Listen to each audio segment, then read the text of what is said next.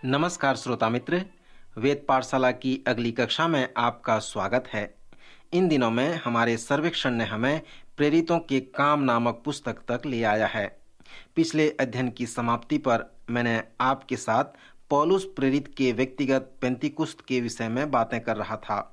जब परमेश्वर ने उस वृद्ध व्यक्ति हनन्याह से कहा, जो एक चेला था, कि वह तरसुस के साउल के पास जाए और उसे बपतिस्मा दे, तब वह वृद्ध व्यक्ति कुछ भयभीत सा हो गया था। परंतु हम पढ़ते हैं कि प्रभु ने उससे कहा, जा, क्योंकि यह तो अन्य जातियों और राजाओं और इस्राएलियों के सामने मेरा नाम प्रकट करने के लिए मेरा चुना हुआ पात्र है, और मैं उसे बताऊंगा कि मेरे नाम के लिए उसे कैसा कैसा दुख उठाना पड़ेगा। तब हनन्याह उठकर उस घर में गया और उस पर अपना हाथ रखकर कहा, हे भाई साउल, प्रभु अर्थात यीशु, जो उस रास्ते में जिससे तू आ रहा था तुझे दिखाई दिया था, उसी ने मुझे तेरे पास भेजा है कि तू फिर दृष्टि पाए और पवित्र आत्मा से परिपूर्ण हो जाए। और तुरंत उसी की आंख से छिलके गिरे और वह देखने लगा, और उठकर बपतिस्मा लिया और फिर भोजन करके बल प्राप्त किया। और साउल कई दिन उन चेलों के साथ रहा जो दमिश्क में थे। मित्र, हमारे पिछले चरण में हमने साउल के मन परिवर्तन पर ध्यान किया था और देखा था कि वह किस प्रकार एक महान पौलुस प्रेरित बना। कुछ लोग विश्वास करते हैं कि यह पुस्तक प्रेरितों के कार्य नाम से जाना जाता है, क्योंकि संभवतः इस पुस्तक का आधा भाग हमें पतरस के कार्य के विषय में बताया गया है और आधा भाग पौलुस के कार्य के विषय में बताता है। पौलुस प्रेरित नए नियम की कलीसिया का एक महान अगुवा है। उसने नए नियम के आधे भाग को लिखा है। बिना किसी संदेह के कलीसियाई इतिहास में वह एक महान सुसमाचार प्रचारक था। पिछले चरण में हम उसके मन परिवर्तन से संबंधित इस पुस्तक के 9वें अध्याय के आधे भाग पर ध्यान किए थे। दूसरे भाग में हम उसके मन परिवर्तन में आत्मिक जीवन के वृद्धि के विषय को पढ़ते हैं, उसके अनुवर्तन के विषय में पढ़ते हैं। परमेश्वर उस वृद्ध व्यक्ति हनन्याह के पास जाते हैं और उससे कहते हैं, मैं चाहता हूं कि तू तरसुस के साउल के पास जा और उसे बपतिस्मा दे। जैसे ही तरसुस साउल का नाम उसने सुना, उसके हृदय में एक डर पैदा हो गया, क्योंकि वह जानता था कि साउल उपद्रवी है और विश्वासियों को सताता है, उन्हें घसीट घसीट कर बंदीगिरी में डालता है, उनका घात करता है। वास्तव में प्रथम सदी के कलीसिया को सताने में साउल एक बड़ा उपद्रवी व्यक्ति था। सो हनन्याह ने कहा कि प्रभु, मैं इस व्यक्ति के विषय में बहुतों से सुना है कि इसने यरूशलेम में तेरे पवित्र लोगों के साथ बड़ी बड़ी बुराइयां की है, और यहाँ भी उसे ये अधिकार मिला है कि जो लोग तेरा नाम लेते हैं उन सब को बांध ले। परंतु प्रभु उससे कहता है, नहीं हनन्याह, अब वह वैसा नहीं करेगा, परंतु अब वह मेरा चुना हुआ पात्र है। उसके जीवन के लिए मेरी एक महान योजना है। सो यहाँ पर हम देखते हैं कि परमेश्वर साउल के जीवन को परिवर्तित कर दिया है और हनन्याह को पौलुस के जीवन की योजना बता रहा है। परमेश्वर ने तरसुस के साउल से कहा था, परंतु अब उठकर दमिश्क के नगर में जा। जब साउल ने उस महान प्रश्न को पूछा कि प्रभु, तू क्या चाहता है कि मैं करूं, उसने केवल एक ही उत्तर प्राप्त किया, अर्थात अब तू उठकर दमिश्क के नगर में जा और जो तुझे करना है वह तुझसे कह दिया जाएगा। श्रोता, इसका जो आत्मिक प्रयोग है कि यदि हम उसकी आज्ञा का पालन करते हैं तो वो हमारे जीवन के लिए अपने संपूर्ण इच्छा को दिखाना चाहता है, परंतु वह हमेशा ऐसा नहीं करता। एक ही बार में वह अपनी इच्छा हमें देता है। किसी ने कहा है कि आप अपने लिए आगे उसकी इच्छा को देखना चाहते हैं, तब उसकी इच्छा में आगे बढ़ें, तभी वह आपको आपके लिए अपनी इच्छा को दिखाएगा। सो यदि आप ऐसा करेंगे तो आप उसकी इच्छा को अपने जीवन में देखने पाएंगे, जैसे उसने हनन्याह को दिखाया। जब हनन्याह उस घर में जाता है जहां पर तरसुस का साउल उसकी प्रतीक्षा कर रहा था, तब दो सुंदर शब्दों को आप देखते हैं। हनन्याह का जो प्रथम शब्द साउल के लिए था वो था, हे भाई शाऊल, मैं सोचता हूँ कि ये दो शब्द बहुत अच्छा है।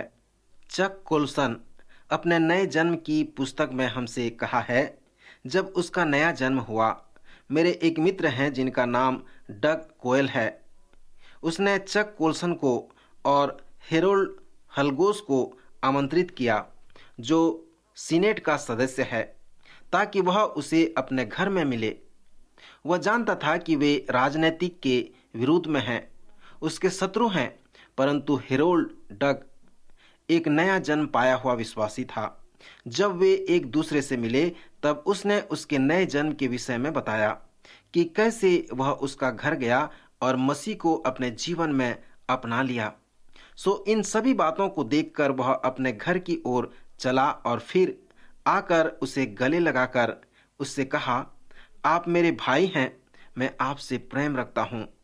बाद में वे एक दूसरे के साथ प्रार्थना किए, उसे वचन सिखाए और उसे मसीह यीशु का वे चेला बना दिए। मसीह यीशु की कलीसिया में भाई होने का यही विषय है। श्रोता, इसी प्रकार का विषय आप इस 9वें अध्याय के उसके दूसरे भाग में देखते हैं। जैसे ही हनन्याह को ये पता चला कि प्रथम सदी के कलीसिया को सताने वाला शाऊल का जीवन बदल गया है, तब उसने उसे हे भाई शाऊल कहकर पुकारा। मैं सोचता हूँ यह बहुत ही अच्छा अभिव्यक्त है। जैसे हम पौलुस के जीवन को आगे देखते हैं, तो हमें उसके जीवन का चुनौती देखने को मिलता है। जैसे ही उसका जीवन बदल गया, वह दमिश्क के यरूशलेम में यीशु मसीह का सुसमाचार प्रचार करना प्रारंभ कर देता है। यदि आप पौलुस के लेख से परिचित हैं, तो आप गलातियों के प्रथम अध्याय में उसके जीवनी के विषय में जानते होंगे। गलातियों के प्रथम अध्याय में वह हमसे कहता है कि वह न मनुष्यों की ओर से, न मनुष्यों के द्वारा, वरन यीशु मसीह के द्वारा प्रेरित है। उसने हमसे कहा है कि अपने जीवन परिवर्तन के बाद उसका संपर्क शरीर व लहू से नहीं है। वह पतरस, याकूब व यूहन्ना के साथ यरूशलेम में जाकर उन सारी बातों को नहीं देखता था, परंतु उसने अरब के जंगल में गया और वहां पर पुनर्जीवित यीशु से मिला। उसने यीशु से दमिश्क के मार्ग में मिला और उसकी आज्ञा पाकर वह अरब के जंगल में यीशु से मिलता है। कुछ विद्वान उसे 3 वर्ष, कुछ विद्वान उसे 4 वर्ष और कुछ लोग उसे 14 वर्ष का समय बताते हैं, परंतु पौलुस कहता है कि उसने उस अरब के जंगल में मसीह के साथ भेंट की। जिस प्रकार यीशु ने अपने 12 चेलों को शिष्य बनाया, उसी प्रकार उसने पौलुस को भी अपना शिष्य बनाया। यही है पौलुस प्रेरित का वो महान दावा। गलातियों की पत्री के प्रथम अध्याय में उसने उस अरब के जंगल का अनुभव बताने के बाद हमसे कहा है, जो बातें मैं तुम्हें लिखता हूँ, देखो, परमेश्वर को उपस्थित जानकर कहता हूँ कि वे झूठी नहीं। अर्थात वो कहता है कि मैं तुम्हें झूठ नहीं बोलता। यीशु ने भी अपने विषय में बहुत कुछ दावे के साथ कहा कि मैं कौन हूँ।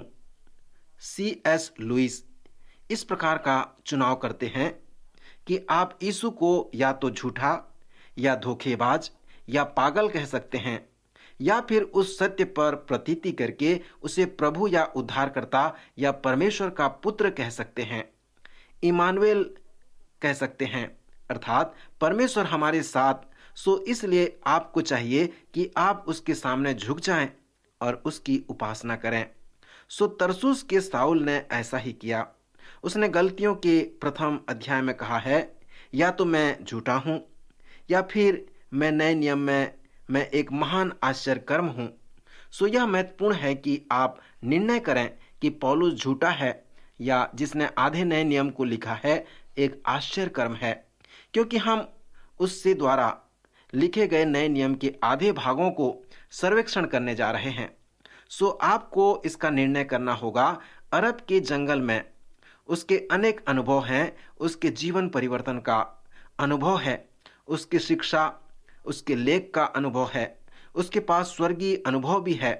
2 कुरिन्थियों उसके 12वें अध्याय में उसने कहा है कि वह तीसरे स्वर्ग तक उठा लिया गया। यह उस समय हुआ जब लुस्त्रा में उसे पथरवा किया गया और मरा हुआ जानकर उसे फेंक दिया गया।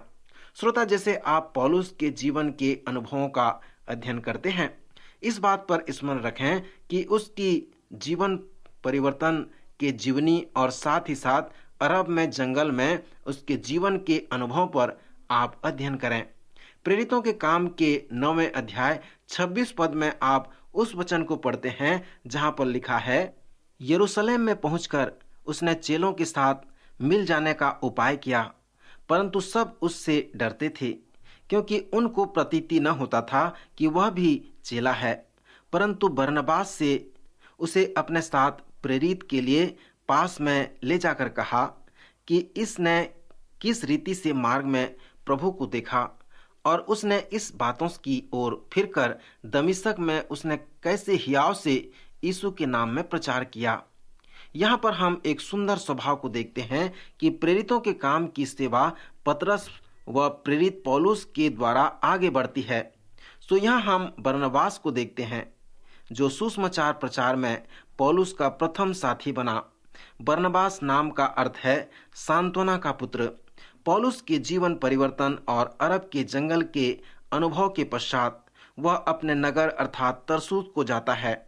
फिर अंताकिया में अनेक लोगों का जीवन परिवर्तित हो जाता है।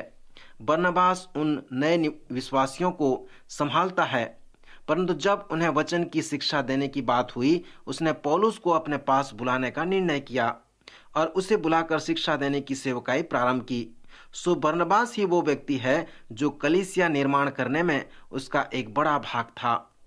जब आप पतरस के महान सेवकाई पर ध्यान करते हैं तो स्मरण रहे कि उसका भाई जो अंद्रियास था, यदि वह उसे यीशु के पास नहीं लाता तो पतरस एक महान प्रेरित नहीं बन पाता, एक महान सेवक नहीं ठहरता। यहाँ पर बात उसी प्रकार का है कि यदि बरनबास पौलुस को नहीं लाता तो पौलुस एक बड़ा सेवक नहीं बनता।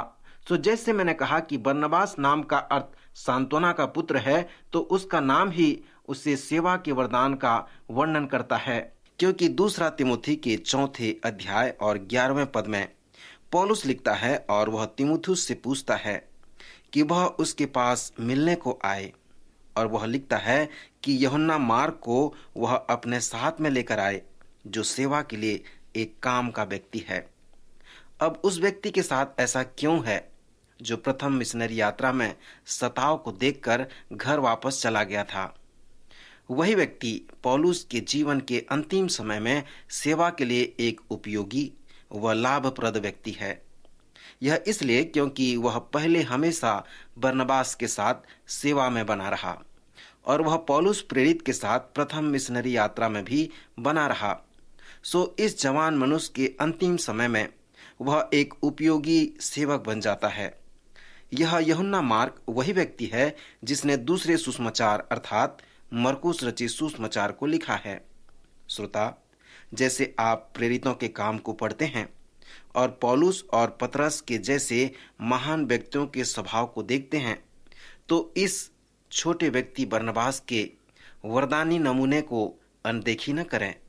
यद्यपि आपका वरदानी नमूना पतरस और पौलुस के जैसा नहीं है, परंतु बरनबास के जैसा हो सकता है। उसका वरदानी नमूना अत्यधिक उपयोगी व लाभप्रद था। पौलुस और बरनबास ने एक महान दल बनाया। पौलुस की सेवकाई के बाद कलीसिया बनती चली गई। फिर बरनबास के पास वो वरदान था कि विश्वासियों को वह उत्साहित करे, परंतु इस बात को 15वें अध्याय में देखकर दुख होता है कि पौलुस व बरनबास के दल में विभाजन हो जाता है। परंतु परमेश्वर का धन्यवाद हो कि बरनबास तब तक यूहन्ना मार्क को उत्साहित करता रहा जब तक उसे विश्वासी न बना लिया और एक उपयोगी व लाभप्रद सेवक न बना लिया। श्रोता, प्रेरितों के कार्य के सर्वेक्षण में जैसे हम आगे बढ़ते हैं तो हम प्रेरितों के कार्य के 16वें अध्याय में आते हैं, जिसे हम कलीसिया निर्माण में पिंतीकुस्त का नमूना भी कह सकते हैं। इस बात से कभी अनभिज्ञ न रहें। इस पुस्तक का प्रारंभ पिंतीकुस्त के साथ होता है और पिंतीकुस्त का अंत भी नहीं होता। एक पिंतीकुस्त के बाद दूसरा पिंतीकुस्त प्रारंभ होता है और पिंतीकुस्त का अंत कभी नहीं होता। फिर आप हमेशा इस बात को स्मरण रखें कि पिंतीकुस्त का जो उद्देश्य था वह उस महान आदेश को पूरा करना था।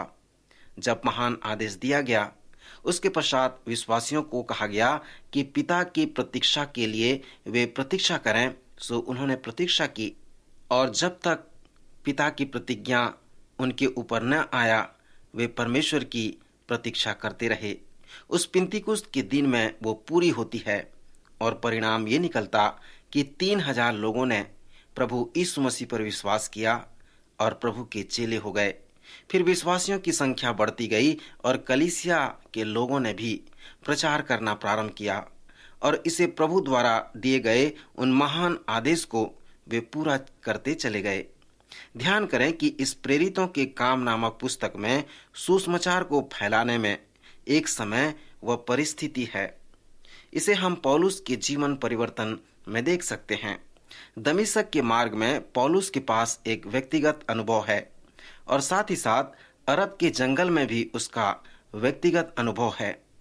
इसी से ही कलीसिया को एक महान अगुवा मिला जिसने प्रथम बार विभिन्न स्थानों में जाकर प्रथम मिशनरी यात्रा में महान कार्य किया, जिसे आप इस पुस्तक में पढ़ सकते हैं।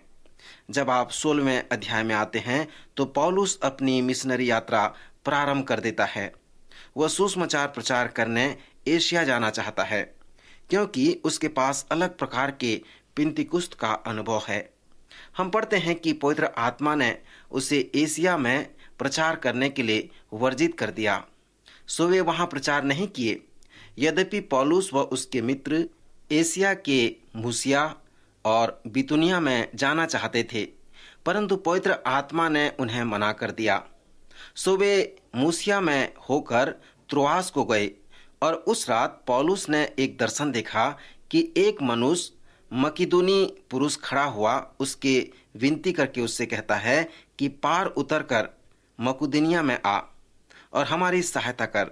सो इस दर्शन के देखने के बाद वे तुरंत मकिदुनिया को जाना चाहा, यह समझकर कि परमेश्वर ने हमें उन्हें सुसमाचार सुनाने के लिए बुलाया है। श्रोता, कलीसियाई इतिहास में यह एक अनुकूल समय है। यदि पौलुस एशिया में उस समय गया होता जैसे वे चाहते थे तो सुसमाचार उस तरह से वहां फैलता, परंतु पवित्र आत्मा ने उसे वहां जाने के लिए मना किया और उसे मकिदुनिया जाने के लिए प्रेरित किया, जिसके कारण यूरोप में सुसमाचार फैल गया। श्रोता, कलीसियाई इतिहास में यह एक महत्वपूर्ण समय था और वहां पर भी एक अलग प्रकार का पिंतीकुस्त था। यह पिंतीकुस्त का नमूना ऐसे ही आगे बढ़ता चला गया। हर एक बार सुसमाचार प्रचार करने में एक महत्वपूर्ण समय होता था। जब आप 19वें अध्याय को पढ़ते हैं तो वे अंत में एशिया को जाते हैं, वे इफिसुस में जाते हैं और वहां पर भी एक पिंतीकुस्त होता है। मकिदुनिया का दर्शन पाने के बाद और मकिदुनिया के उस पुरुष के बुलाने के बाद वह मकुदुनिया में जाता है और प्रथम नगर जहां वो जाता है वह फिलिप्पी शहर था। अब आप विचार करें कि जब पौलुस ने दर्शन देखा तो उस मकिदुनी पुरुष ने कहा, आ और हमारी सहायता कर। सो जब वह फिलिप्पी शहर में जाता है तो सैकड़ों लोगों को देखता है जो सुसमाचार सुनने के लिए प्रतीक्षा करते रहते हैं, परंतु पौलुस ने अपनी मिशनरी यात्रा में इस प्रकार के समुदायी लोगों को नहीं प्राप्त कर सका। अपने मिशनरी यात्रा में पौलुस हमेशा पहले आराधनालय में जाया करता था, परंतु फिलिप्पी नगर में कोई आराधनालय नहीं था। सो वे लोग जो परमेश्वर से डरते थे शहर के बाहर नदी के किनारे जाकर मिला करते थे। पौलुस ने कुछ विश्वासियों और स्त्रियों को नदी के किनारे प्रार्थना करते सभा में पाया। सो पौलुस उन यहूदी स्त्रियों के मध्य में सुसमाचार प्रचार करना प्रारंभ कर दिया। हम पढ़ते हैं कि वहां पर एक स्त्री थी जिसका नाम लुदिया था। वह बैंजनी कपड़े बेचने वाली थी, एक भक्त स्त्री थी। वह शायद राजकीय लोगों का वस्त्र बनाया करती थी। सो जब पौलुस ने प्रचार किया तब उसने उसके वचन को सुना। यशाया के 53वें अध्याय में हम पढ़ते हैं जहां यशाया ने प्रश्न पूछा है, जो समाचार हमें दिया गया उसका किसने विश्वास किया? यीशु ने भी कहा है कि जिनके सुनने के कान हो वह सुन ले। श्रोता, यह रोचक बात है कि जब सुसमाचार प्रचार किया जाता है तो कुछ लोग सुनते हैं परंतु कुछ लोग नहीं सुनते हैं। सो यहाँ पर ये स्त्री लुदिया सुसमाचार को सुनती है। जब पौलुस प्रचार करता है तब वह उसे सुनती है और उस पर चित्त लगाती है। और हम ये भी पढ़ते हैं कि प्रभु ने उसके मन को खोला, तब वह पौलुस और उसके दल के लिए अपने घर को खोल देती है। श्रोता, यह बहुत सुंदर बात है, क्योंकि हम पढ़ते हैं कि जब पौलुस ने परमेश्वर के वचन को खोला तब परमेश्वर ने उस स्त्री के हृदय को खोला और उस स्त्री ने अपने घर को खोल दिया। तब उस लुदिया का घर यूरोप में प्रथम चर्च बन गया। यदि आप आज यूरोप की यात्रा करते हैं तो आप अनेक प्रकार के महान मंदिरों को वहां देखने पाएंगे। एक दार्शनिक ने उन सभी मंदिरों को देखा और कहा, परमेश्वर मर गया है और क्या ये सब मंदिर उसकी कब्रें नहीं हैं? उसके कहने का तात्पर्य यह था कि एक दिन परमेश्वर इन लोगों के लिए वास्तविक था, परंतु अब नहीं है। इसलिए उन्होंने ये सब मंदिर बनाया है। जब प्रथम सदी में कलीसिया बना तब आपके पास इस प्रकार के बड़े चर्च भवन नहीं थे। उस समय तुम्हारे पास उस लुदिया के जैसे घर में आराधना होते थे। एक दिन जब हम स्वर्ग जाएंगे तो मैं विश्वास करता हूं कि वो छोटी स्त्री लुदिया कहेगी कि यूरोप में अनेक बड़े बड़े मंदिर व चर्च भवन थे, परंतु मेरा घर उनमें से पहला चर्च था। कुछ लोग चर्च भवन को चर्च कहते हैं, यह तो ठीक है, परंतु चर्च वे विश्वासी लोग हैं और वह भवन जहां वे मिलते हैं वह केवल चर्च भवन है। सो फिलिप्पी में लुदिया के घर में चर्च की स्थापना हुई। फिलिप्पी के शहर में आप पौलुस के वो महान रोचक कथा को देखते हैं। यह एक लंबी कथा है, मुझे विश्वास है कि आप इससे परिचित होंगे। यह फिलिप्पी शहर की घटना है जहां पौलुस व सिलास को बंदी बना लिया जाता है। उन्हें बेंच से मारा जाता है, क्योंकि जब रोमी किसी को बंदी बनाते थे तो वे उसे प्रश्न पूछते थे कि बेंच से कैसे मारें।